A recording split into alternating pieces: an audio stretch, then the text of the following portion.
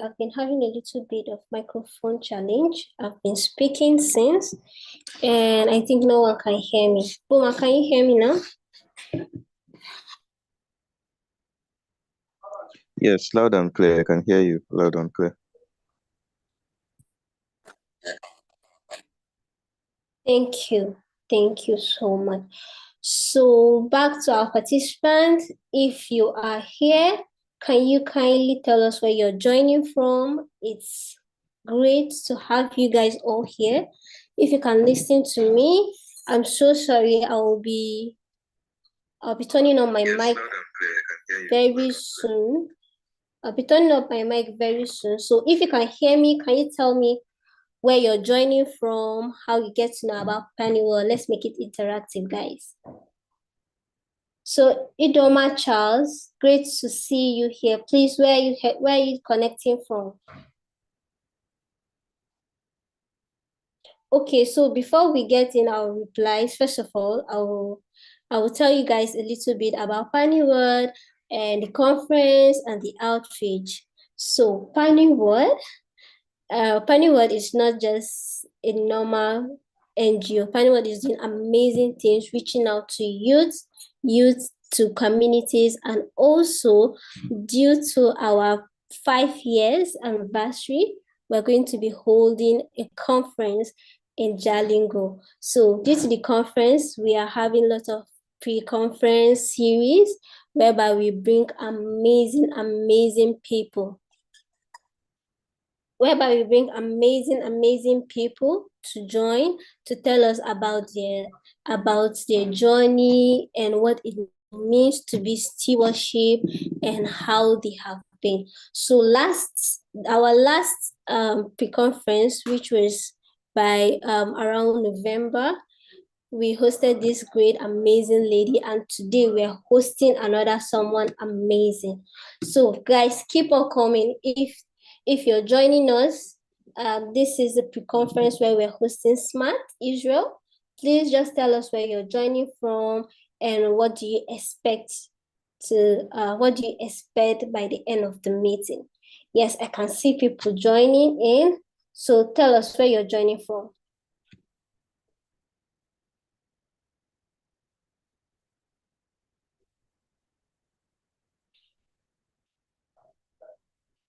Okay.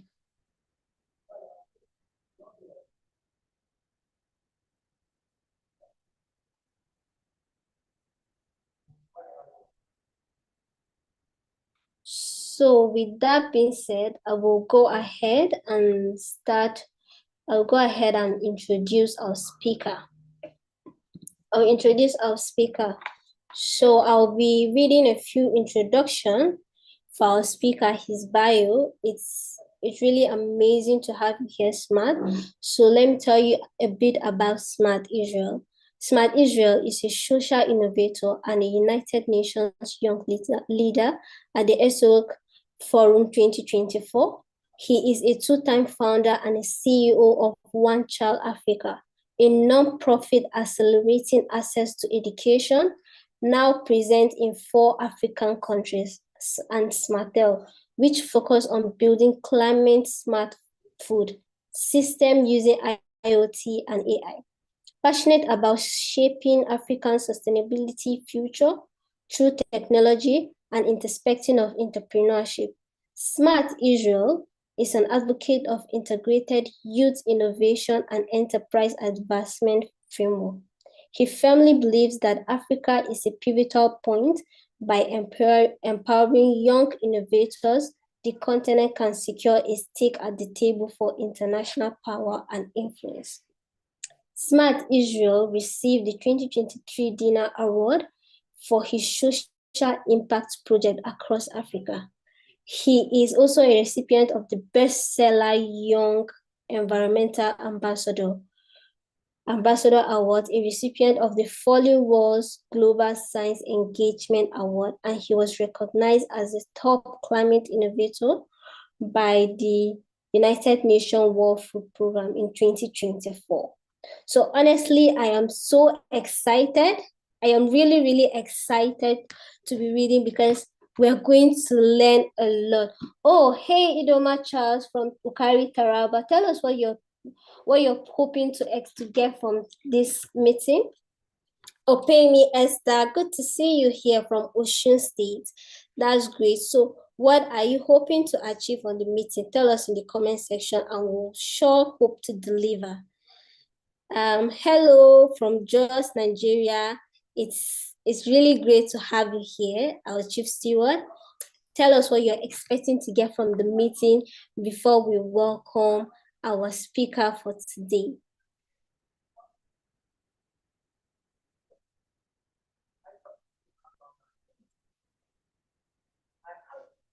So for today, it's going to turn in a very interesting part. So I'm going to welcome our speaker now, Smart Israel. Please, you can take the floor and we'll get it going. And guys, I have something very, very special for you. In the middle of the event, we're going to have icebreaker so that we'll get to know Smart. Something very, very interesting to keep you guys going. So Smart, the table is yours. You can unmute yourself and we can start the conversation. Hi everyone, can I confirm if I'm audible? Yes, you're very audible. All right, thank you very much, Gudia. I'm very happy to be here. It's a great pleasure. Also, before I start, a very big thank you to my friend Paniga and to the entire Paniwatch team. I can see Diargo on the call. I think it's really great what is happening at Paniwatch Foundation. The fact that we're going to be celebrating the anniversary in December, but more importantly is the fact that people who may not be able to attend the conference in person have the opportunity to specifically learn from the pre-conference and get a lot of insight. I think that one of the most important responsibility for leadership is recognizing that you have the responsibility to, extend an arm of support and help to people in the various ways that you can. Um, I think this is one of the ways World Foundation is making sure that so many other people have the ability to listen and learn from World in this conference. And so the pre-conference is an opportunity for people to learn. I've seen so many other pre-conference before mine, and they've really, really been impactful. So just a shout out to the entire team. Really happy to be here, and I can't wait to answer all the questions that might be asked and also just join in the conversation. Thank you very much. Okay, thank you so much, Sima. Thank you. So the first question I'm going to ask you is that, please, can you tell us what's your journey? What does purpose means for you through you transitioning from being in just like the topic, to you transitioning from just to the SOS Forum? What is it like? What has been purpose been for you? I mean, it's really been interesting. Very, very interesting. So I started in Taraba State before I went to Jos, Nigeria, and it's been an interesting journey. From Jos, I was in the University of Jos at the time. Then I moved to Kigali, Rwanda. I think it's been a very great journey, but most importantly for me, I would say that it's the fact that there was never a point where um, I was just idle in terms of the work I do or output. And at that point, it was not really about the size of the impact I and my team were creating. It's just the fact that at every point in time, I did something that I felt was meaningful, but also was needed in that particular context. And so from Jos to Kigali, from Kigali to New York, and specifically in the UN, the UN ECOSOC Forum, it's been an encompassing journey of addition of work, but also carrying people along and networking with people. So I think that most people, when they hear the idea of working with the United Nations or being on the global stage to communicate at different levels, it's more like a destination for them or trying to appear directly on that stage or getting a big break that would take them to that particular level. But it's beyond that. And I'm saying this from the lens of my own journey, right? It's about the fact that before you get to that point where you really want to get to, you must be able to show work and capacity at different levels, right? I mean, the good book says he that is faithful in little is faithful in much, not will be faithful in much.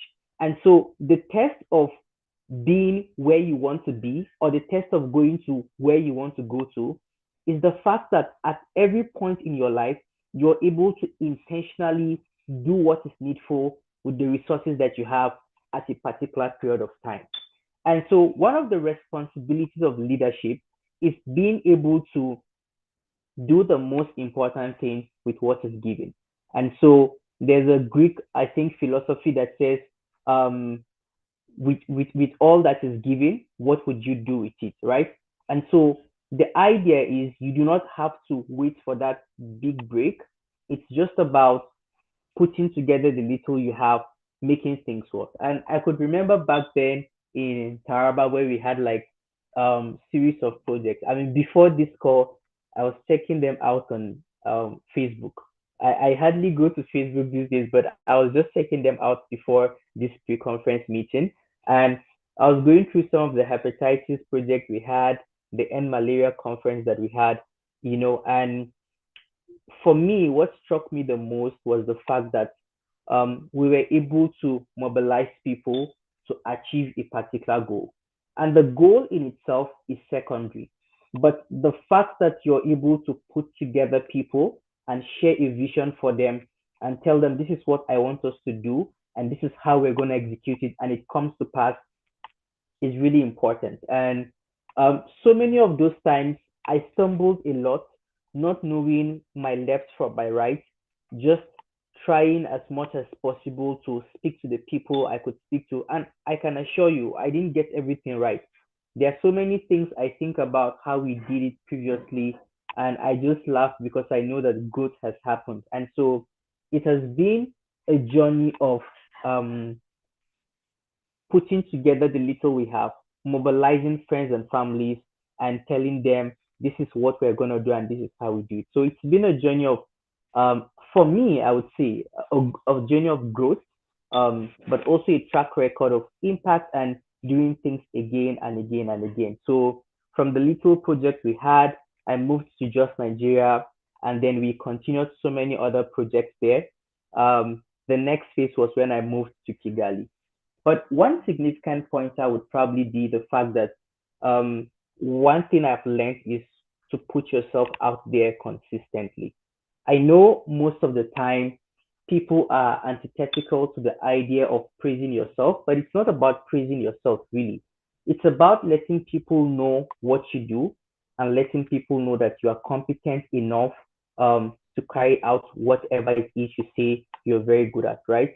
So when we had these projects in just Nigeria, most of the time we put them out on social media and tell people this is what we do and this is how we do it. And it built a number of track records for us.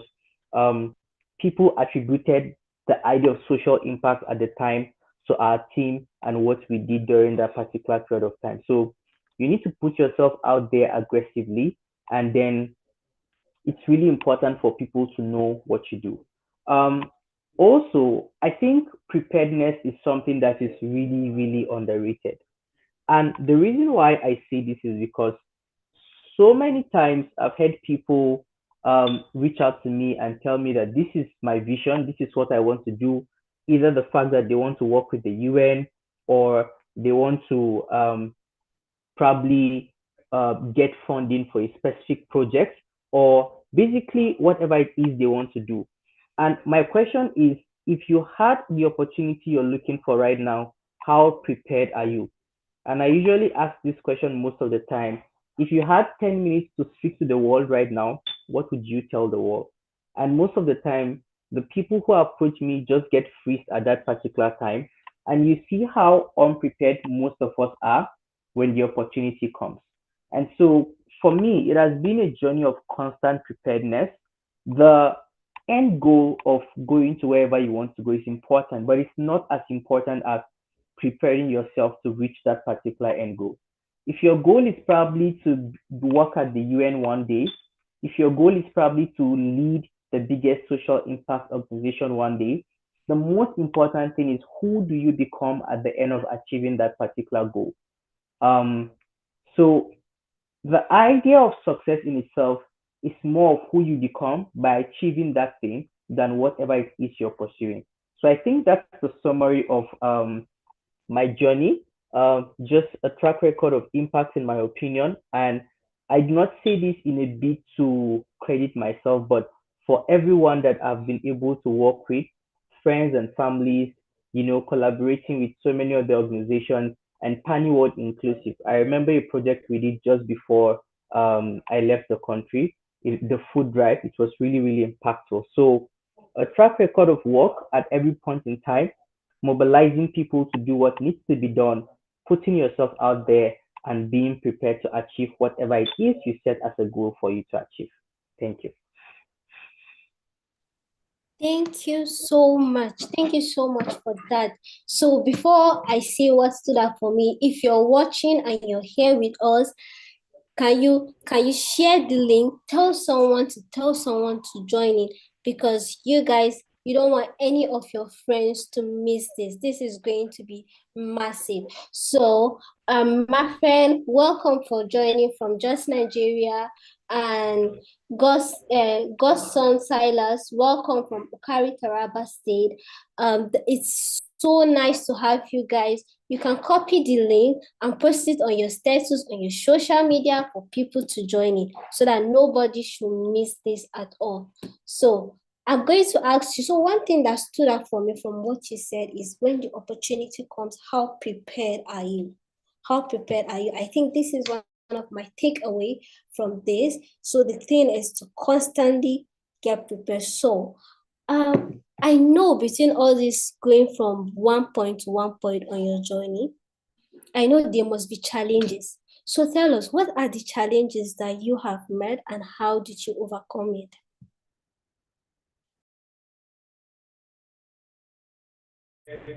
Okay, once again, confirm that my voice is very clear. Okay, is it clear?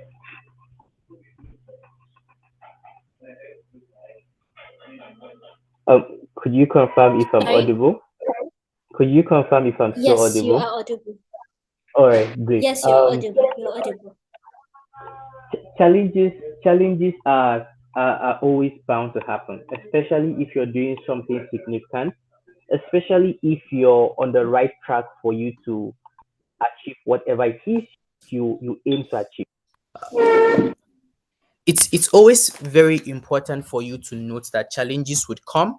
um it's just a way of life and how life functions. If you're doing anything significant, you would find challenges putting people together to achieve whatever it is you want to achieve.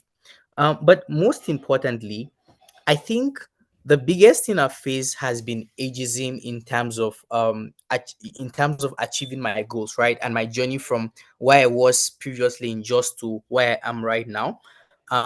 It's just the way the world functions most of the time, and especially for African families, right? Um, Most people feel like there needs to be a certain age you need to get to before you should be able to understand certain things. And there's an old African adage that says, whatever an elder sees um sitting down, a young man cannot see even if he climbs a tree.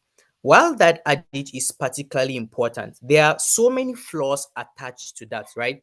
And it's the fact that the adage seeps into the way we relate to young people and the way we understand certain things. The reason why I think there are so many flawed loopholes with that particular adage is because of its practicality. So let me digress a little to explain why it's important. Then I go back to the idea of ageism. Powers in themselves are designed to fade. Powers are not designed to be consistent across every period of time. And I'll give you an example. Look at the British Empire. The British Empire ruled the world for about 400 years. The legacy of the British Empire today is what you know as the United Kingdom. That's number one. Then next you look at the Roman Empire. The Roman Empire is what we know today as present day Italy, right? There was a time when the Roman Empire was the world power and the center of the world today. But right now, big corporations like Tesla, Amazon even have a lot more bargaining power in terms of international politics and global spectrum compared to some of these particular nations. Look at Greece. The reason why we have pizzas, the reason why some of the words in English have their root words in Greek is because Greece ruled the world for a particular period of time. And right now, they are even struggling with being part of the European Union or joining the United Nations, right? And so the point of this explanation is to say that powers in themselves are designed to change. Powers are designed to shift across a specific period of time. And so if we are not humble as a generation, we are not humble as a community to understand shifting power and how times exist within themselves, we would not be able to maximize the potential of human ingenuity as it is. And while it's important for us to lean on the wisdom of elderly people and the wisdom of the past, it's also important for that generation, the ones we call our elders, our fathers and mothers, to recognize that times have changed and times are shifting. And so the only way their knowledge can become relevant is if it is applicable in our own context. And the only way that can work is if there's a humility for that knowledge to be able to be transferred to us in present day. I say this because in many African cultures, in many societies, when you try to speak as a young person and communicate in a very audacious way or in a way that communicates authority, you are being seen as someone who is going against norms in society. So you're 25, you're 24, you're 26, 27, you're expected to still act like a child. You're expected to still stumble around. You're expected to still do things like you are dependent on your parents or your family, right? But then imagine building Facebook at the age of 22 or 21. Imagine what great people outside the context of our own continent are doing. These are people who have learned to take ownership and responsibility at a very young age.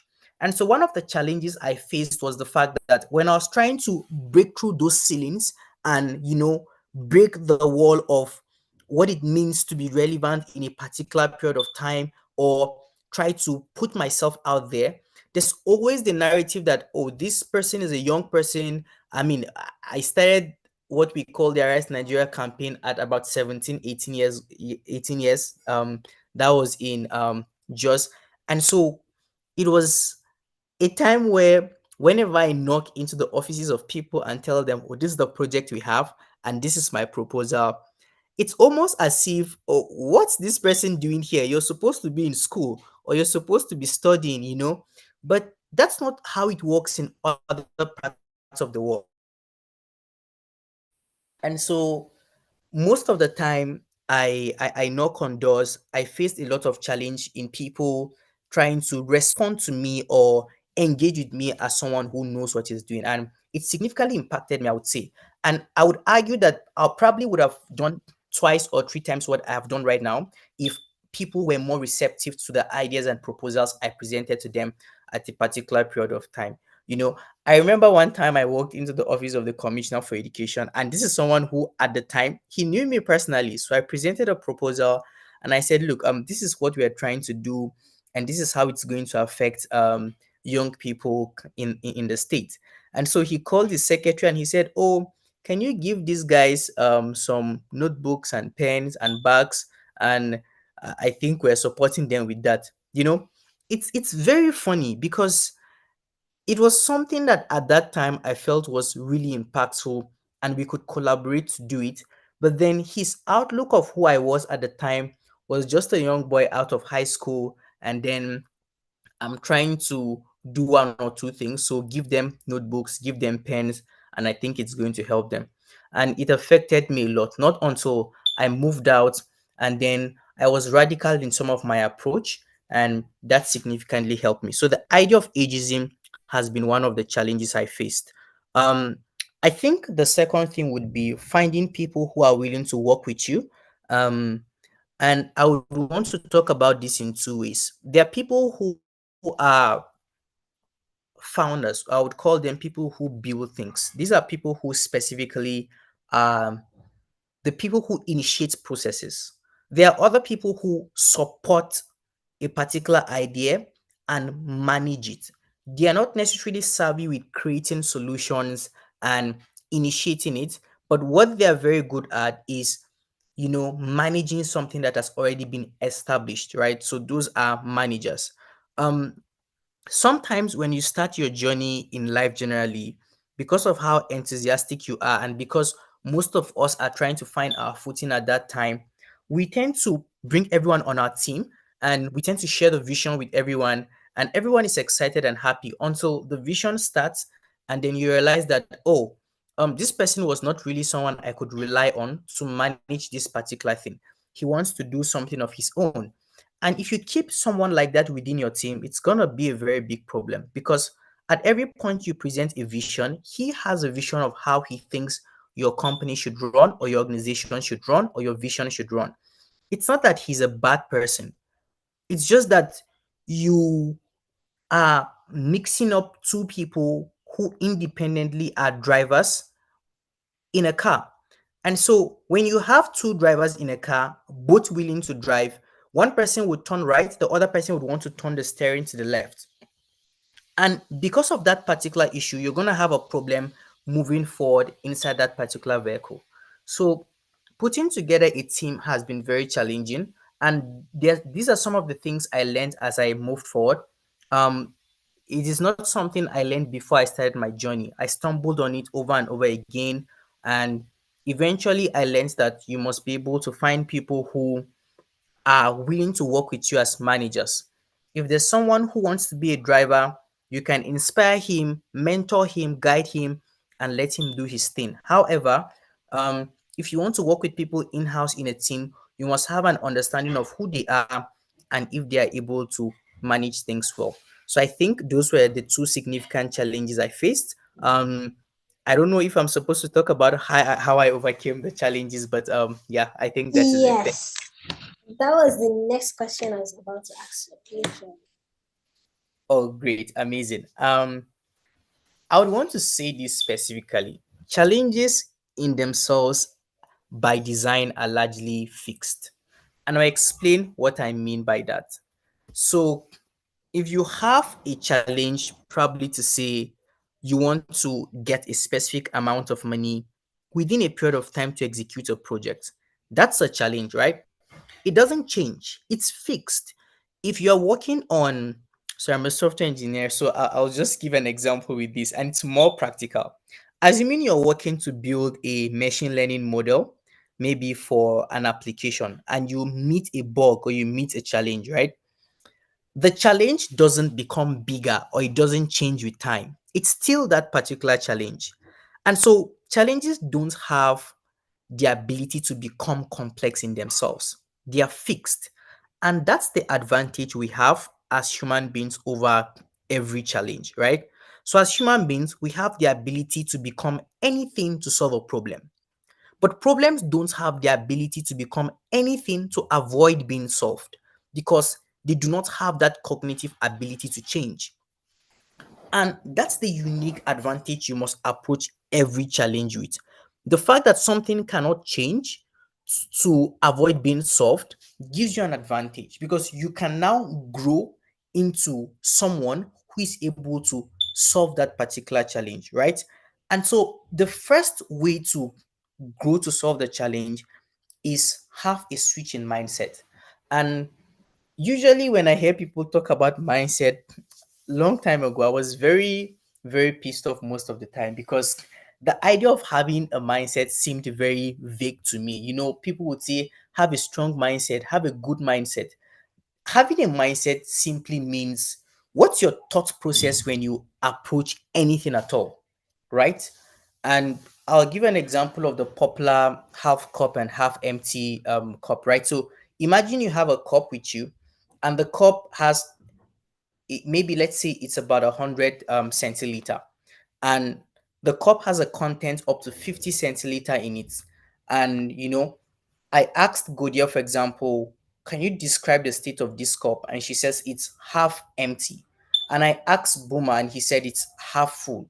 They are both describing the same thing accurately, but in very different ways. So a mindset is simply a thought process to how you approach or view anything at all. That's simply what a mindset is. Um, most battles are fought in the mind, and it's particularly very important because until you understand that everything starts from your mind and then happens outside of you, you're not able to really solve a particular challenge or solve a particular problem. And so, whatever you experience outside of you is simply a reflection of what is happening inside of you. And that's why the law of relativity would say, as above, so beneath, as within, so without, right? And the idea behind that is that whatever happens inside of you is able to happen outside of you. And so the first thing you need to do is the fact that you must be able to grow your mind to see challenges as an opportunity for you to really come up with a solution. That can be very frustrating because the frustration of self growth is the test you need to pass. When you are developing a mindset that is able to see solutions in things, there's no tangible way to measure that particular output. And so sometimes you can get very frustrated. And when you're very frustrated about things, that's where the test is. That's where the actual solution is. Because until you pass the test of frustration, you'd not be able to solve a particular problem.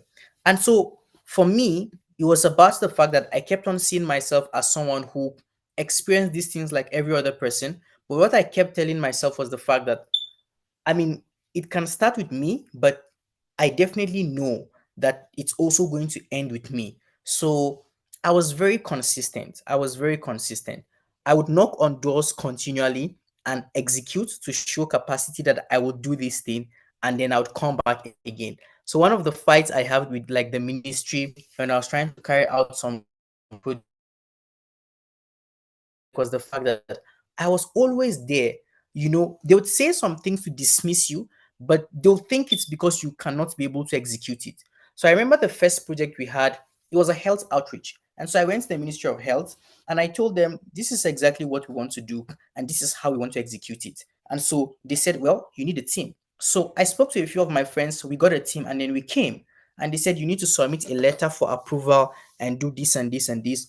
We drafted the letter, we drafted the proposal, and we went back to them again. And so at some point, I could see the frustration in their eyes because they thought I was wasting my time.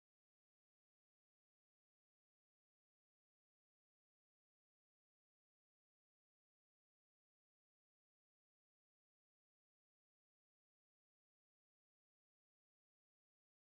thought I was wasting my time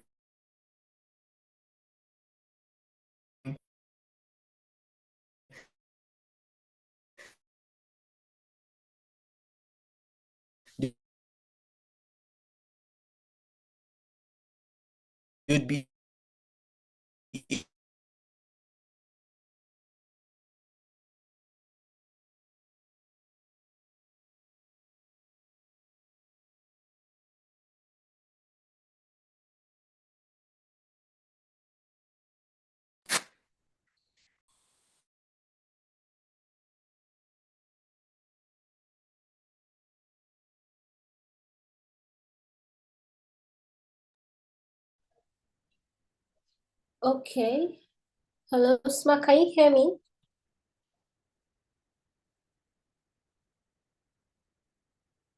Smart, can you hear me? So I think we lost Smart there. Okay, he's back. Okay. I didn't know I dropped off. At what point did I drop off? Where the Ministry of Health said we need a team, and you went with the team. Oh, okay. Confirm you can still hear me now. Yes, I can still hear you. All right, good. They said we need a team, and so we got a team, and then we came back again. And so the next thing they said was, oh, you need a medical doctor on your team. I And think so, you're still breaking up. You're still breaking up. okay. Can any second person confirm if it's still breaking up on my end?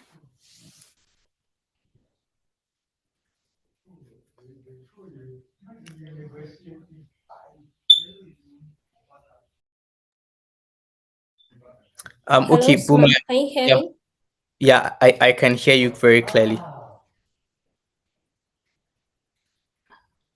I can hear you clearly. Am I audible?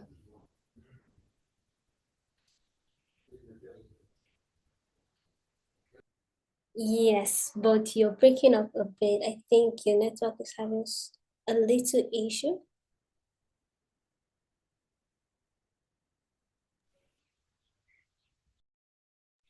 Okay. Give me a minute to fix that, please. Okay, okay.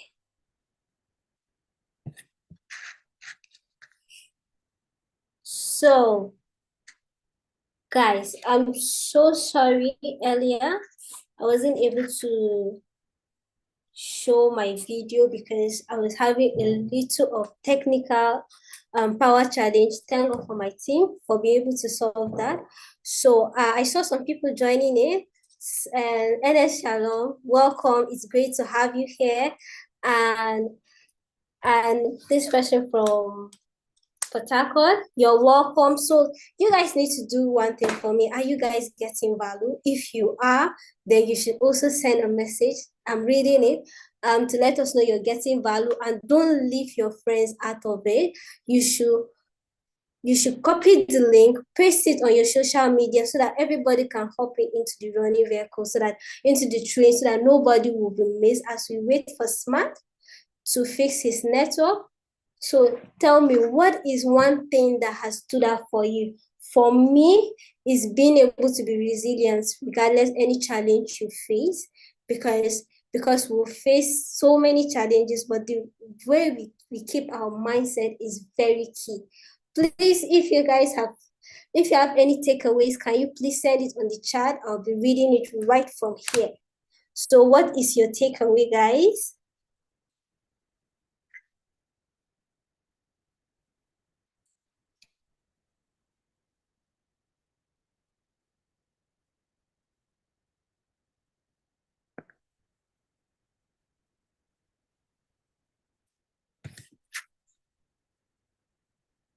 All right. All right. People are still sending it. Smart, are you back? Yeah. Can you confirm if you can hear me clearly? Yes, I can hear you. And I don't know if you can also see you, because some of the participants are so eager to see the person talking behind that. Oh yeah, I sure. had No, a no power problem. challenge. All right, Yes, let me thank fix you that. so much. All right.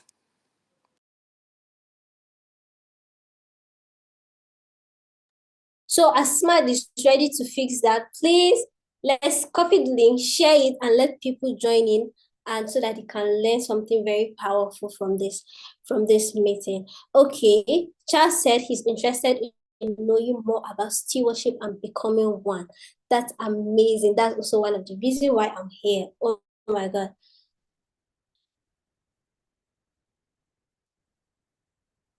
Okay, Joy is sending her takeaways. Powers are designed to shift over a particular period of time. Yes, it is. It literally is. Bright Chinyere, welcome from Port. It's nice to have you guys. It's nice to have you here.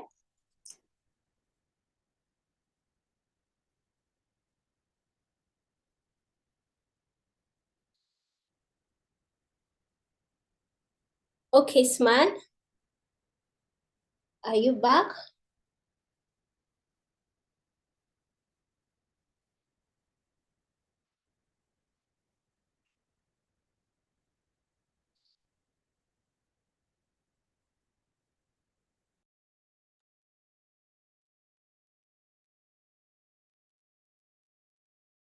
All right, and okay, I can see some comments here. Also, a mindset is a thought process on how you approach or build things.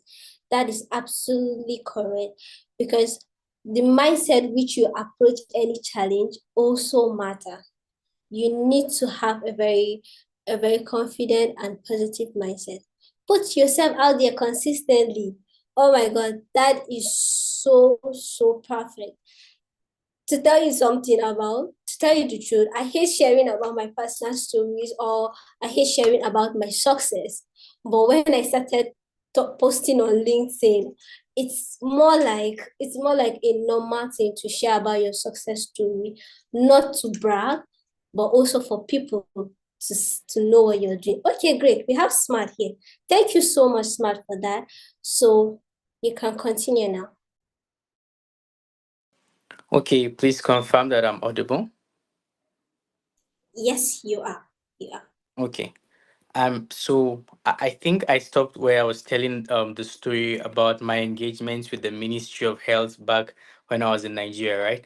And so I was talking about the fact that usually you need tenacity to make things work, and you need tenacity to show people that you are capable of doing what it is you said you want to do. And so most of the idea around ageism is the fact that people think because you are young, you do not have enough experience to execute something, but more importantly, you do not have the resources and capacity to make those things work. And so when I went to the ministry the first time, their response was, you need a team to make this work. And so I spoke to my friends and I spoke to a few people, and we got a team. And it was able to, we formed the team, and we told them this is what we wanted to do. So we went back to them and they said, oh, now you need a medical doctor on your team. And so I spoke to someone who has a doctor friend, and he was able to convince the doctor friend to come. And so the doctor friend joined our team, and then now we had a doctor on the team. And we went back to them and said, now we're complete. So can you support this project? And they said, we know you have the team, but we can't support you financially or with any resources until we know you have the capacity to do that thing you said you wanted to do, right? And so we carried out a mini project and it worked out just fine. And we went back to them again, and now they had no choice but to support us. And so the whole idea of what I'm trying to say is the fact that because you're trying to do something that is not a dominant culture where you are, you must be able to show up consistently and show that you are capable of doing what it is you said you want to do. And that's one of the ways you're able to create real and tangible change. So the ability to show up consistently to prove that you're capable of doing that which you said you're capable of doing, that is significantly going to help you. So you must be able to outgrow the challenges. Remember the analogy I made? The fact that challenges in themselves cannot grow to become complex to avoid being solved, but you have the ability to grow to solve that particular problem or that particular challenge. And so what you really need to do is grow so that you're able to solve the problem. There are so many ways you can grow. You have to spend time developing yourself. You have to spend time showing expertise in that particular area. If what you want to do is in terms of marketing, you should ask yourself, how much of marketing content have I consumed, and can I better myself in doing that particular thing? If you want to be a social innovator, how many social innovators do you know, and have you connected with any of them? Have you spoken with any of them, and how are they able to help you? And so for me, it was showing up consistently. I stumbled so many times, I can tell you, but then I had the tenacity and resilience to do it. And so I would wrap up how to overcome challenges with just a simple, lesson. Like, have you ever met people and then you ask them, how do you get to where you are? Like people who have kaboom, like have become very, famous and successful. And you ask them, how have you become as successful as this? And you're probably expecting to hear some ancient wisdom from, you know, 1997, ancient wisdom from 18 BC and all of that. And they don't know what to tell you.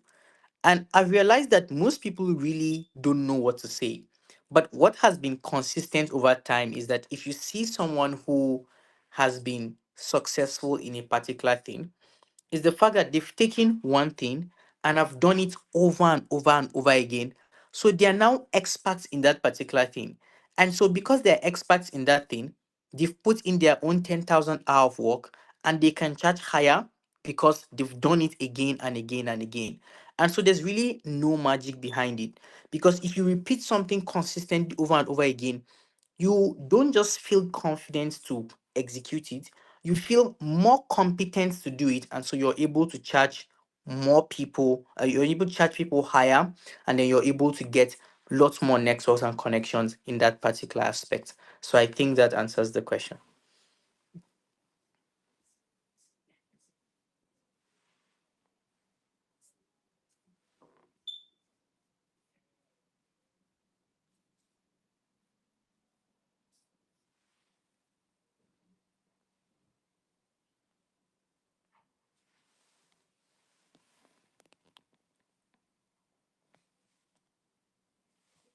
Just to confirm if I'm still audible till the end of the what I was saying. I can't hear Godia right now. Mm,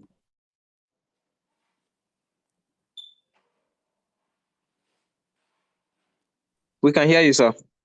Okay, great. So maybe Godia dropped off, so we can wait for her to join in and we can continue. So sorry, my network kicked me out of the call. Oof. I've been having series of challenges today. So thank you Sorry so much. about that. I went on YouTube and I was following you while I was trying to join back.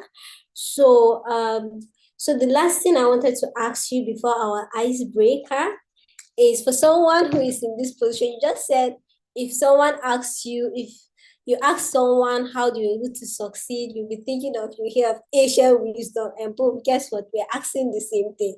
For someone who is in a position of just starting, what is that advice you're going to give that person? Yeah. I think, to be very honest, in terms of advice, the first thing is you should know yourself. There's a philosophical saying that says, "Man, know thyself." Um, the reason why that is particularly important is because everything stems from self-knowledge, right? Um, you have to know yourself and know the environment you're in. There are two reasons for this. Firstly, you can only know what you need in terms of input if you know yourself and you know your natural proclivities. And the second reason why you need to know yourself is so that you tailor whatever it is you're doing in your life to something very specific. We do not have as much time as we think we have in this world. At best, the average lifespan is around 80, right? Most people do not even get to live up to that age. In Africa, the lifespan is significantly lower. And so the first thing is you must be able to know yourself. Know yourself so that you're able to evolve. And when people ask, how can I find my purpose or how can I become the best version of myself? The question is really tied to how can I evolve? Because you're someone right now. You may not appreciate who you are, but you're definitely someone at the moment. And so when people ask the question of purpose and they ask how they can discover themselves, the question translates to how can I evolve? The reason why that is important is because natural as human beings, we do evolve, right? So if you do not evolve, then you're not able to make any significant impact for your life. And so you must put yourself in an environment that is able to help you evolve. So the first thing you must ask yourself is who are the people around you, right? And the reason why that is important is because even without people giving physical or intentional input in your life, the people around you affect who you are. I'll give you an example. If you're around very mean and angry people and you stayed with these people for a particular period of time, as you grow up, you pick up that traits of mean and angry people. And so the way you respond to things is going to be in that manner. So when I came to Rwanda, I discovered that not everyone is Nigerian, and the world is not filled with Nigerians.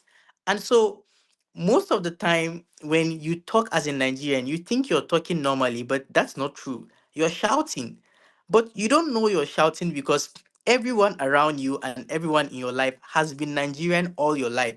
So the first time we're in class, the Nigerians were so loud, including myself. And it was later on we got to realize that, oh, we Nigerians are very loud people and we shout a lot, but it's our default. The reason why it has been our default is because all our life we grew up around people who talk the way we do, and so it's acceptable. And so when you want to meet your friend, when you meet your friend the first time, you shout, how far, how you day, waiting they happen, and you shake them, you hug them. That's not how people act in other parts of the world. And it's so funny because other people are just very calm and collected in their default setting, including when they meet their friends.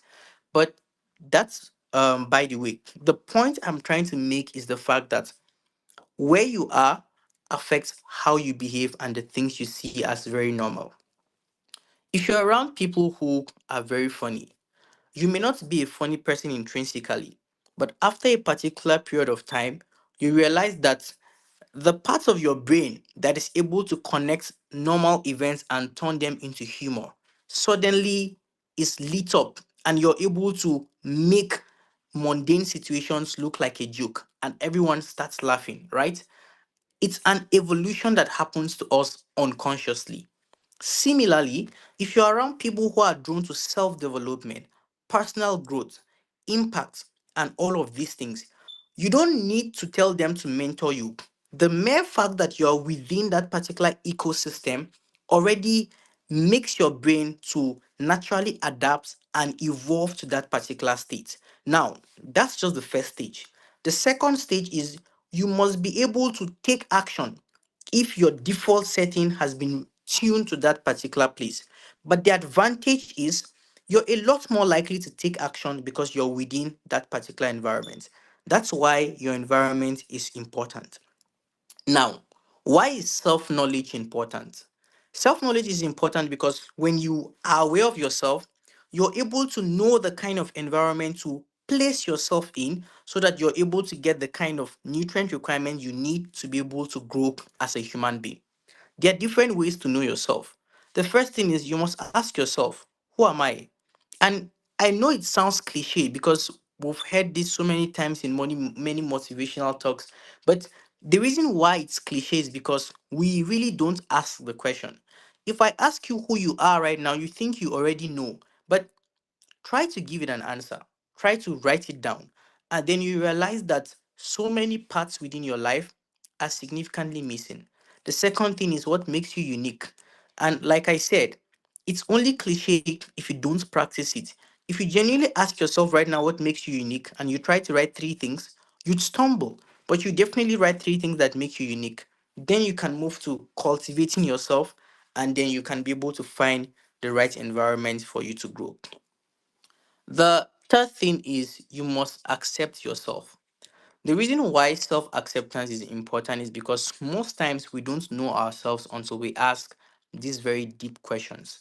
And so when you ask these deep questions and you know yourself and you find out about yourself, you must be able to accept yourself because sometimes the situation or the environment you are in does not necessarily appreciate your value as a person or appreciate your value of where you are, right? So you must be able to accept yourself. If that means moving away from the environment where you're in, you should. The reason I'm saying this is because, in all honesty, self growth and purpose is not easy. Sometimes you know who you are and you found yourself, but you do not have the capacity to move from a certain environment that is very toxic for you. Now, that's the hurdle you have to cross yourself because you must accept yourself and you must be able to find an environment that celebrates who you are and celebrates your most dominant self. And it's particularly important for you to do that. Yeah. Thank you so much for that impactful part. Oh my God, I am so blown away, especially the part of you must be able to accept yourself. That is so mind blowing. Thank you so much. So, guys, it's time for questioning and answer. So, you have to start getting in your question ready. So, before you do that, I'll go ahead and ask our icebreaker is here. I'll go ahead and ask Smart some very interesting question. And I think I got you right now. So sorry guys, I won't be able to open my camera because after solving my power issue, then my network went very worse. I can't on my camera because it will just drop me out of the call. So in the season of Christmas, right? So we're going to ask you questions about food. And if you don't know some of these questions, which means no Christmas chicken for you, Smart. No Christmas chicken. So I'm going to call out some things. Pick something that does not belong in akara. Bean cake. We have yeast, onion, stock cubes. What is that thing that we don't put in akara, bean cake? Is it yeast? Is it onions? I was trying to use ChatGPT. I realized that ChatGPT might not know Ankara. I got you I real realized good. ChatGPT might not know Ankara. Um, rice. Rice does not belong in Akara. I didn't call rice, man. I didn't call rice. I say yeast, onions, and stock cubes. I didn't call rice. I didn't call rice. Yeast, onion, and what? Stock cubes, Maggie, like normal Maggie. Okay. Yeast. Okay, that's nice. So, in what dish do you find green beans? Egusi soup, coconut rice, fried rice. In what dish do you find green beans? Fried rice. Why do you have to think for long? Oh my God. Okay, guys, as I'm asking him this question, get your questions ready because we'll be answering your question very soon. Okay, the next question, Smart. If it takes 10 minutes to boil an egg, how long does it take to boil 2 eggs? 10 minutes. Oh, that's nice. That's nice. Then we got the last question. The last question here is pick an odd ingredient that does not belong in a jollof rice. Thyme, nutmeg powder, and bay leaves. Which of these does not belong in a jollof rice? Is it thyme? Nutmeg powder. Okay, somebody is having his Christmas chicken. And I was so particular about this because I know you fumble. Okay, you're proving me wrong. So back to the question and answer. Do we have your questions drop in? Do we have any question for Smart? Smart it has been a very interactive section with Smart, and I love some of the things he has said. If I'm going to ask all the questions, I will not be able to say the things that is on your mind. So drop in your question, guys.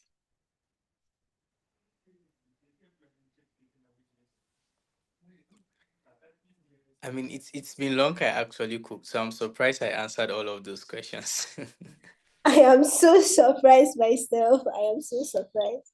Actually, or should it's we not been ask long. you the I step don't to know. make stew? It's not been long. I actually don't know how to cook. Let me confess. So I'm surprised I answered the question.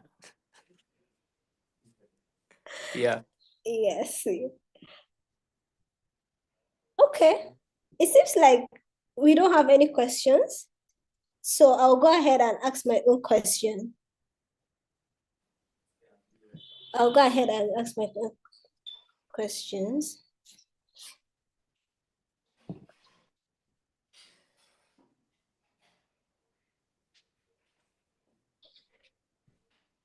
Smart, thank you so much for this section. It's really My amazing to pleasure. have you here. Yeah. Honestly, I'm so glad. I know how busy you are, and I'm so honored by you accepting our invitation and teaching us something mind-blowing. So, okay, where someone has a question, well, let me go ahead and ask you my own question. So the question I have for you is, it's kind of a bit personal. When I started putting myself out there, I see lots of people sharing their success stories. I'm like, oh my God, these people have come again. These people are so proud of themselves. Oh my God, the northern mentality. I'm just like, I'm just going to be calm. I'm just going to be very humble. I'm not going to share. I'm not. So the question is, have you ever experienced something like you not sharing your personal success, and how have you able to overcome that? You saying, okay, it's okay to share your personal success. Were you able to overcome that, or did you even have that challenge at all? Yeah, I mean, I think most of the time, right? You have friends you call when there's a problem, when you want to solve a particular problem. Like most of the time, we have friends like that. But it's very difficult to get friends that you are willing to call when there's a breakthrough or when something really important happens in your life. And the reason that's important is because you must be able to have friends who are comfortable with knowing about your success and not just people who are willing to support you when you're in need. I mean, the phrase that says a friend in need is a friend indeed is important. But beyond that, you must also have friends who would be there for you when you celebrate your successes. Um, I think in the early stages of coming to this place in Rwanda, right? I'm currently in Rwanda at the moment. In the early stages of being here, it was very difficult to share the things that are done, with people around me because sometimes you feel like maybe people are not achieving the same level of success in which you're achieving. And if that's the case, sometimes people would feel a little bit withdrawn towards you because why are you the only person doing this? Or why are you the only person Mm, achieving this? And, many times something interesting would happen yeah. and I'll just lock up and like, it's not really important for me to share. It's not really important for me to put it out there. But then when you're in a circle where people are doing things consistently and putting themselves out there, you'd also do it. And again, I would tie it back to the idea of environment. It's really important. If you're in a circle where people are mostly doing the most, achieving different heights, and sharing it, you would feel free to share it. And it's always about the environment. So don't put yourself around people who are not expressive about what they do or putting their light under, the bed. You cannot hide your light under a bushel, right? You must be able to put it because you're a city set upon a hill. So you need to be around people who And I know are they get. putting themselves out there so you won't be scared to also put yourself out there. Yeah. Thank you so much. So we have a question right here. How can one balance personal aspiration with the desire to serve others through their purpose and gifts? Um, I think it's related. People miss this most of the time, right? You can have a hobby or something you enjoy doing. That's particularly different. It might bring pleasure to you, right? But then if that which you want to do actually serves others if it serves people in a genuine way, most likely you're going to achieve great heights from doing what you want to do. And I'll give you the example. What does success mean to you? What does success mean to you? Um, if your idea of success is about making money, right? Then it's all about personal achievement, but it's beyond that. If something is truly serving people, you will definitely be rewarded from that. Now, that's why I say it's different from your hobbies because most people just assume that if I find something I can do with ease, then that is entirely my passion and that is my purpose. It's not true. There are so many things you can do with ease based off on your geographical location, where you grew up in, even based off on natural ability. So you must be able to find something that you do with ease, you love to do, that serves people but also reward you for what you're doing.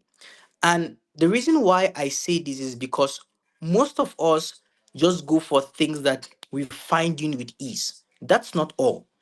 You don't get rewarded because you do something with ease. Even if that thing serves people, you must go a step further by creating it in a way that brings back a reward system for you. If I love speaking, I impact people by speaking to people. And I talk about so many things. I'm invited to conference to speak and I'm being paid for that. I enjoy doing it. I serve people by providing wisdom from speaking to them. But most importantly, it also helps me because now I can say I've spoken at the UN, I've spoken here and there, and it brings personal achievements to me. And so, my advice to you is the fact that don't take your hobbies to be your purpose in life. You must be able to find something that serves people but also reward you. And you must create a system for you to get your reward back. That's what most people miss. So you're a good speaker, you're a good spoken word artist. You don't just do it for fun and expect to be rewarded. What value do you put out there to get a reward system back from your speaking? Do you have a speaking bio? Do you have a speaking profile? Do you have global speaker, international speaker, or any kind of speaker on your LinkedIn? How would people reach out to you? How would people reward you for what you do, right? Um, you know how to cook. Do you just cook at home for fun? Have you created a system where when you cook, people are able to reward you for it, right? So those are different dynamics to our passion and what we do and how we're able to reward people. It's not a zero sum game. It's not an either or. There's usually a connection between your passion and how it serves people and how you get rewarded from that. And if you find the intersection between that, now you'd be able to achieve what you want to achieve significantly. Because I can tell you, if you have something that serves people and you're not able to create a system for reward to make it larger, then you're not even able to serve more people. So your ability for you to bless more lives is dependent on the fact that you're able to create a reward system around what you do and make it bigger. Thank you so much, Smart, for that. Smart, please, I know how to cook and I'm ready to teach you. I have a reward system. So we have our You next will be paid question. for that. So we have our next question. So the next question is, how can a very introverted person express themselves and work and the work they do fully, especially when they find an environment where everybody sees them? Have you ever been hungry, like very, very hungry, that you don't have money to get food to eat? I'm saying this because sometimes the reality of the things around us would push us beyond the tags we've put for ourselves. Imagine if there was no tag as being introverted or extroverted. You know what you tell yourself? I don't usually don't feel comfortable being around people and speaking to people. How can I get better? But because there's a tag placed on people who can't speak or who can interact with people generally as being introverted, you now say, I am introverted. And here's the funny thing, when you say you are introverted, you keep on repeating it to yourself. In truth, because we are human beings and we evolve over time, remember the explanation I gave about your environment? It's the same thing with words because your environment Yes. influences the things you hear and it influences the things you see. Now, that's how you're able to evolve into something. When you keep on telling yourself you're introverted, you evolve into that particular state where you're not able to put yourself out there or interact with people. Simple thing I can tell you is that without the tag of being an introvert, you'd be someone who is on their way to self develop and being able to speak. I'm going to be very real with you, right? Take the tag being an introvert from yourself or from your own life and strive as much as possible to put yourself out there. How do you do it? Read books, right? That help you to speak. I think there's a book, I'm not sure if it's by Brian Tracy, but the book is How to Make Friends. I'm going to get the accurate name of the book and send it to Godia, so should send it to whoever asks the question. But read that particular book, put yourself out there intentionally Make yourself do it. When you do it over and over again over time, you become comfortable with it. And I'll tell you something very insightful. No one is comfortable with putting themselves out there consistently over time. But when you do it once, twice, you get used to it, and then it becomes a thing of necessity, right? You don't like to cook, but if you're alone and there's food in the house, and all you have to do to survive is to cook, you have to cook, right? Um, you probably don't like to move around under the sun. But if you have an exams and there's, the sun is high, you do it. My point is, there are things that are necessary for you to do and are not a function of your personality. Like putting your work out there and putting yourself out there. How you do it can be different based on how you feel comfortable doing it. For example, instead of making a video about your work and what you do, you might probably want to write post about what you do.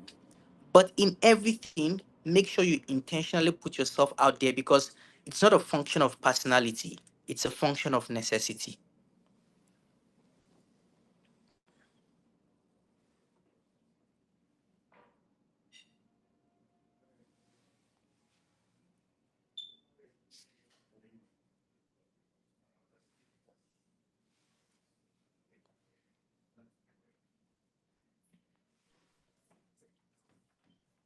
So I think I've answered that question. Budia Okay. might have network issues, but yeah, I think she's Smart, can back. you hear me clearly? Yes, I can hear you. Okay, I'm so sorry about that. All right. Thank you so much. So I think if there's no any other question, I think that will be all. So before we go, I want to really appreciate some few set of people that join us. Lily and Ilya from Yola, Nigeria. Thank you so much for joining. Wisdom from Kirby, and Faith and Seth from Jalingo. And thank you to our amazing speaker for joining us. And for all who have joined us, please kindly subscribe and follow us on our Facebook or on our social media handle, on Facebook, on LinkedIn, and on YouTube, of course. Subscribe. Thank you so much, Israel. I'm so really grateful for joining us today. And that will be, we've come to the end of the event. So before we go, you should go to the group chat. That's if you're in our community group chat, go to the group chat and tell us your aha moment. My aha moment is, as when the opportunity comes, how prepared are you? So this is a lesson for me to go and prepare, so that when the opportunity comes, it's just a simple definition of opportunity meets preparedness. Thank you so much, and everybody. And that will be all. Good night and have a good night rest. And also, before I forgot, our conference come on 21st December and our outreach comes on 18th December. See you guys there. Bye, everybody. Bye.